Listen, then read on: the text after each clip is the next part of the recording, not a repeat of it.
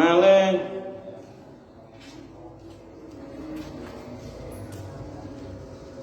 wa qalbul munafiki utai atine wong munafik iku asyadu luwih banget apane kosmatan atose luwih atos minal hajari tinimbang watu.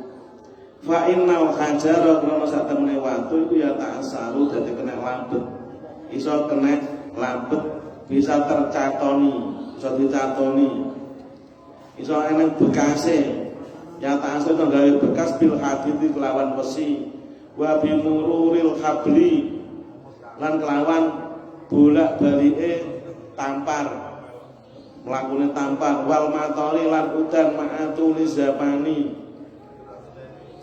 Sertane suwene mangsa utawa bimururil khaili lan kelawan lewate banjir wal matori lan udan ma'atuli zaman sertane suwene mangsa bi khilafi qalbil munafiki beda karo atine wong munafik fa innahu krana sak temene qalbil munafik iku la ta'assaru ora kena labet ora kena dilabeti apa qalbul munafik bi anwa'il mawaidi kelawan macem-maceme pitutur.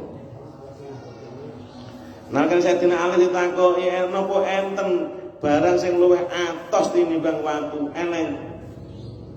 Sing luwih atos tinimbang watu yaiku atine wong munafik. Wong kok atine atos, ngoten lho ya. Tembungan ngoten ya. Atos atine. Atine wong munafik iku luwih banget atose tinimbang watu. Sebab watu iku iso kena dilabeti, iso dikena bekas nganggo besi, ditutuk-tutuk nganggo besi iso gupil, iso kena diukir nganggo besi. Utawa sebab ketut banjir watu niku asale gedhe ketut banjir mluwang mara-mara dadi alus bunder dadi mundhak cilik ngono ya. Utawa kena udan watu niku sampean delenoke nggon tetesane udan terus nenten setahun lak ketok jemplongnya. Nah niku. Iku watu isih kena diukir.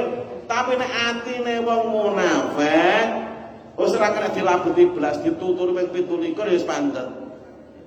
Ora kena dilabeti nganggo pitutur blas. Mergo atine wong munafik iku luwih atos tinimbang watu.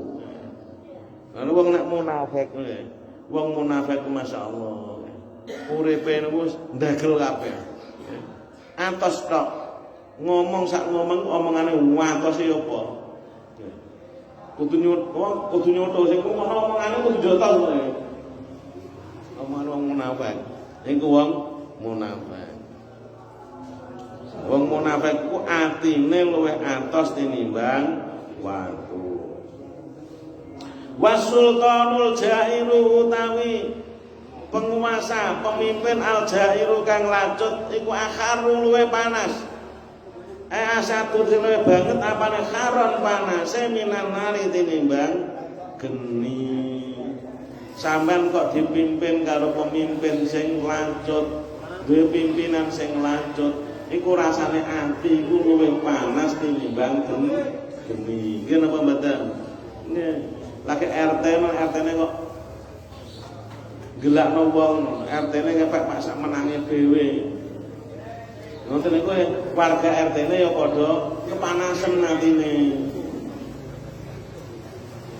Negara kok dipimpin pemimpin sing lacut, rakyate ya kepanasan.